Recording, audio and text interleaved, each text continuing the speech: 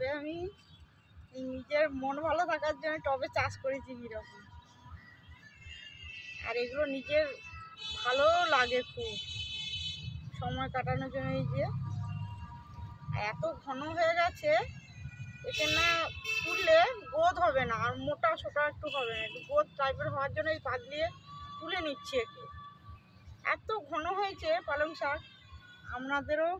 আপনারাও করুন এইরকম, খুব ভালো লাগবে। নিজের হাতে চাষ করবেন, আপনারা তুলে তুলে খাবেন, খুব ভালো লাগবে দেখবেন। আর ভাতে এই শাক যদি আপনারা ভাতে দিয়ে ভাত হয়ে যাবে, যখন হয়ে আসবে তখন দিয়ে নামাবেন, ভাতে মেখে খাবেন কাঁচা লঙ্কা দিয়ে তেল দিয়ে, খুব ভালো লাগবে।